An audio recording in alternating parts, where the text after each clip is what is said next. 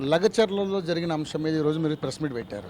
So ఏంటి అసలు లగచర్లలో అసలు ప్రభుత్వం చెప్తున్నట్టు అంశం ఏంటి? అక్కడ రైతులే లేరు, కేవలం టీఆర్ఎస్ గుండాలే దాన్ని ఇష్యూ చేశారు తప్పితే అక్కడ పెద్ద ఇష్యూ లేదని చెప్పేసి మాట్లాడుతూ ఉన్నారు.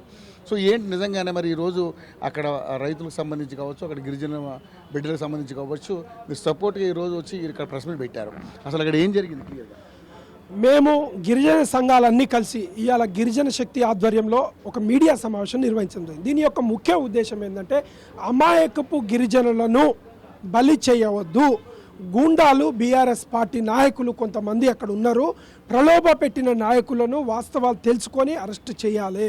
ఎందుకంటున్నామంటే పేద గిరిజనులు పాపం అరకొర భూమి చేసుకొని బతికేటువంటి పేదవాళ్ళు, వాళ్ళు రెక్కాడితేగానే డొక్కాడని వాళ్ళు, ఇలా వాళ్లను భయభ్రాంతులను చేసే విధంగా అక్కడ ఉన్నటువంటి వ్యవస్థను తయారు చేసి ఇవాళ పట్నం నరేందర్ రెడ్డి కలెక్టర్ మీద దాడి చేయమని చెప్పిండు. ఆ రోజు దాడి చేయమన్న వీడియో బయటకు వచ్చింది. పట్నం నరేందర్ రెడ్డి వెనక ఉన్న తన అనుచరుడు ఆ యొక్క పాత్రధారి కలెక్టర్ గారిని తీసుకొచ్చిన సురేష్ అనేటువంటి వ్యక్తి ఈరోజు అరెస్ట్ అయిండు. ఈరోజు అరెస్ట్ అయినటువంటి వ్యక్తి ద్వారా వాస్తవాలు ఏందో తెలుసుకొని దర్యాప్తు చేయండి. పేద గిరిజనులను తీసుకొని ఇలా ట్రైన్లలో ఫ్లైట్లలో ఢిల్లీకి తీసుకుపోయి human rights, women rights, ఎస్సీ/ఎస్టీ commission ఈరోజు గుర్తుకొచ్చింది ఆ టీఆర్ఎస్ పార్టీ నాయకులకు. మరి గత 10 ఏళ్లలో మీరు చేసిన అరాచకాలు ఎన్నున్నాయి? ఆ రోజు గిరిజన పేద రైతులు, మిర్చి రైతులు ధర పెంచమన్నందుకు బేడీలేసిన చరిత్ర కాదా టీఆర్ఎస్ పార్టీది? పోడు భూమి పట్టాలు అడిగినందుకు ఆ రోజు అక్రమ కేసులు పెట్టి అరెస్టులు చేసిన చరిత్ర కాదా? ఏటూరు నాగారంలో, టేకులపల్లిలో, ఇల్లందులో, ఉట్నూరులో, ఆదిలాబాద్లో అనేక మంది ఆదివాసులు, గుత్తికోయలు, పేద గిరిజన బిడ్డలను అరెస్టు చేసిన చరిత్ర కాదా?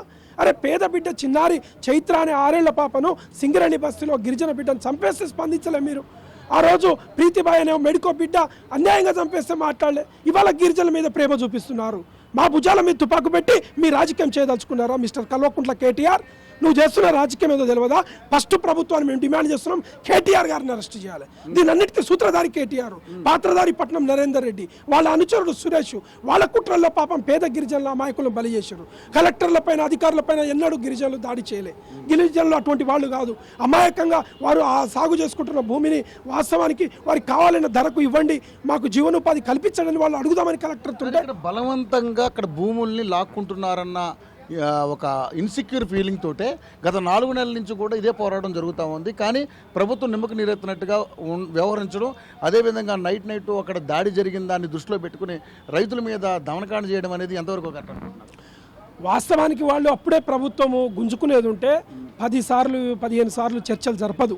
వాళ్ళు గుంజుకునే ఉద్దేశం కాదు, వాళ్ళని ఒప్పించి మెప్పించి వాళ్ళ యొక్క అభిప్రాయం తెలియజేయడం కోసం వాళ్ళు టెంటులు వేసి చెప్పారని కలెక్టర్ గారు ప్రత్యక్షంగా చెప్పారు. ఆ మాట మేము వారి అభిప్రాయం కాదని మేము గుంజుకోవట్లేదు, మేము వారి అభిప్రాయం తెలుసుకొని మాట్లాడదామని ఇది చేసినాం. రైతులు కోపంగా ఉండడానికి కారణం కొంతమంది బీఆర్ఎస్ నాయకులు రెచ్చగొట్టినటువంటి వాటికి అనుగుణంగా బీఆర్ఎస్ యూత్ ప్రెసిడెంట్గా ఉన్న సురేష్ అనే వ్యక్తికి నీకు జెడ్పీటీసీ చేస్తాను, నువ్వు రా, వాళ్ళందరూ రెచ్చగొట్టి దాడి చేయి, ప్రభుత్వాన్ని అస్థిరపరుద్దామనే ఒక కుట్రలో భాగంగా చేసింది తప్ప వారు నిజంగా గిరిజనులు పోయి వారి మీద దాడి చేసిన కరెంట్ ఆపి తర్వాత అదే ఇంటర్నెట్ ఆఫ్ చేసి పోలీసులు వాళ్ళ మీద దాడి చేయడం అనేది, వాళ్ళని అరెస్ట్ చేయడం అనేది ఏ విధంగా చూస్తారు? కొంతమంది గూండాలు రాజకీయంగా బీఆర్ఎస్ పార్టీ గుండాలు, ఆ రోజు నాయకులు, రౌడీ షీటర్లు ఉన్నటువంటి వాళ్ళు బీఆర్ఎస్ పార్టీ ఒక ప్లానుడుగా పైసలు ఇచ్చి కొంతమందిని పంపింది. ఆ పంపిన వాళ్ళు తండాలలో దూరి వారి మీద దాడి చేస్తే ఆ తండా ప్రజలు దాడి చేసినట్టుగా చిత్రీకరించి ప్రభుత్వానికి సంబంధించి భూమికి భూమి, వారికి జీవనోపాధి, వారి ఇల్లులు ఏదైతే పోతున్నాయో వాటికి సంబంధించి గిరిజనులు అడిగిరు.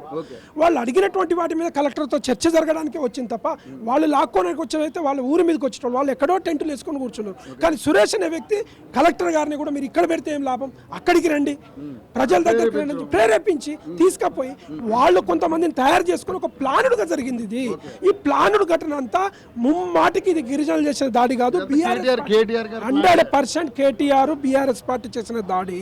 ఈ దాడి వెనుక కేటీఆర్ మీద ఇవాళ రేపు అరెస్ట్ అయ్యే పరిస్థితి ఉంది కాబట్టి ఈ దాడిని చూపించి ఒక నేషనల్ ఇష్యూ చేసి ముఖ్యంగా సీఎం గారి కాన్సెన్స్ కాబట్టి వ్యక్తిగతంగా సీఎం గారిని టార్గెట్ పెట్టి ఆ ప్రభుత్వాన్ని అస్థిరపరిచే విధంగా కుట్ర చేస్తారనేది మా ఉద్దేశం. ఓకే, కానీ ఇప్పుడు వీళ్ళకి ఎవరికైతే మీరు గిరిజనులకు అండగా మీరు వచ్చారు, సో అండగా వచ్చారు కాబట్టి సరే వాళ్ళకి ఎటువంటి న్యాయం జరగాలనుకుంటున్నారు? మేము ఒకటే, గిరిజనులు అమాయకులు ఉన్నటువంటి వాళ్ళని అరెస్ట్ చేయకండి. పేద గిరిజనుల అభిప్రాయాలను తెలుసుకొని అక్కడనా మీరు పెట్టే ఇండస్ట్రియల్, అక్కడ ఫార్మా కాదండి, ఇండస్ట్రియల్ కారిడార్ పార్కు ఆ ఇండస్ట్రియల్ సంబంధించి అక్కడ కాకపోతే ఇంకో చోట మార్చండి. కానీ గిరిజన తండాలు వాళ్ళు రెక్కాడితే కానీ డొక్కాడని వాళ్ళు, వాళ్ళకి అరకొర భూమి ఉన్నది, ఎకరం 2 ఎకరాలు ఉండి సరైన పట్టాలు కూడా లేని పరిస్థితిలో వాళ్ళు బతుకుతున్నారు. వాళ్ళ పొట్టగొట్టడం కరెక్ట్ కాదు. వాళ్ళకి న్యాయం చేస్తూ ఈ ఘటనలో ఎవరైతే బీఆర్ఎస్ గుండాలో వాళ్ళని అరెస్ట్ చేయండి తప్ప పేద గిరిజనులను బలి చేయకండి, వారి జీవితాలతో చెలగాటమాడకండి అని బీఆర్ఎస్ నాయకులను ప్రభుత్వాన్ని కూడా వాళ్ళ కేసులు ఎత్తేయాలని మేము కోరుతాం. కానీ వాళ్ళకి కాంపెన్సేషన్ కొంచెం ఎక్కువ ఇస్తే వాళ్ళు భూములు 100% గిరిజన సంఘాలుగా మేము కూడా డిమాండ్ చేస్తున్నాం. వారికి కాంపెన్సేషన్ ఎక్కువ ఇవ్వాలి, వారి భూమికి భూమి ఇవ్వాలి, వారికి తగిన రేట్ ఇవ్వాలి. 1 కాదు 4 వంతులు ఇవ్వాలి. 10 లక్షలు ఉంటే 40 లక్షలు ఇవ్వాలి. అటువంటి ఏదైతే భూసేకరణ చట్టం ఉందో దానికి అనుగుణంగా వారికి న్యాయం చేయాలని మాత్రం మేము డిమాండ్ చేస్తాము. ప్రభుత్వం దగ్గర రాబోయే కాలంలో గిరిజన సంఘాలు ప్రభుత్వం దగ్గరికి వెళ్తాం, నివేదిక ఇస్తాం. కాకపోతే మేము కూడా రోడ్లకెక్కి మా గిరిజనకు న్యాయం చేస్తామని ధర్నాలు చేస్తాం. థ్యాంక్ యూ అండి, థ్యాంక్ యూ సో మచ్.